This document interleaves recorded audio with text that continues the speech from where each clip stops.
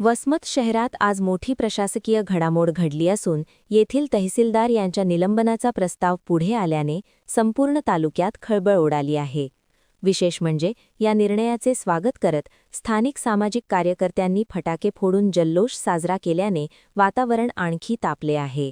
वसमत तहसील कार्यालयाशी संबंधित गौण खनिज, विशेषतः वाळू आणि मुरुम उपसा प्रकरण गेल्या काही दिवसांपासून वादाच्या भोवऱ्यात सापडले होते.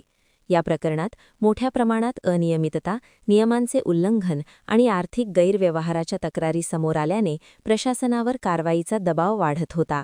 याच पार्श्वभूमीवर तहसीलदारांविरोधात निलंबनाचा प्रस्ताव पुढे आल्याची जोरदार चर्चा सुरू झाली आहे.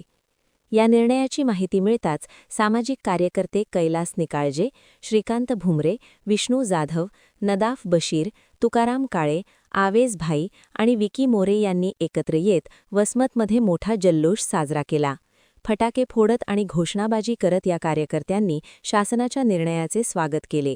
प्रशासनातील भ्रष्टाचाराविरुद्ध हा मोठा विजय असल्याचे मत यावेळी कार्यकर्त्यांनी व्यक्त केले असून या कारवाईमुळे महसूल विभागात मोठी खळबळ उडाली आहे. करून शासनानं कार्य केलं त्याबद्दल शासनाचं अभिनंदन करतो मी पहिल्यांदा. व तसेच माझे मित्र विष्णू जाधव, कैलास निकाळजे दादा आणि मी आम्ही तिघांना मागील 1.5 वर्षापासून या तहसीलदारबाईचा पाठपुरावा करून गौण खनिज, अवैधरित्या कमवलेली माया या संदर्भात वारंवार तक्रार देऊन मंत्रालयापर्यंत घेऊन गेलो. त्याला आज यश भेटलेलं आहे आम्हाला. आणि विशेष म्हणजे वसमत तहसीलदार एवढा मुज्जर होता वसमतचा आपला, की सामान्य माणसाला सुद्धा रगेल भाषेत बोलत होता. दरवाजाचे गेट लावलेले आहेत, लंगडे माणसाला जायला रस्ता नाही. व्हिडिओ टाकोटाक तुमचाच पत्रकार बांधव येईल, व्हिडिओ टाकून थकला त्याच्यावर काहीच कारवाई नाही झाली. ती अपंग बाई आज सुद्धा येते.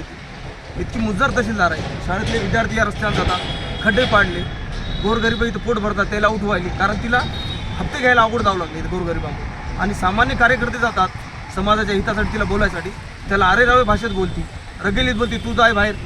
सामान्य माणसाला होते त्याला बोलायला वेळ नाही. अवैध गौण खनिज खणणाऱ्या लोकांना पैसे घेण्यासाठी अर्धा तास देते. त्या वाटलं ते फुटेज चेक करा.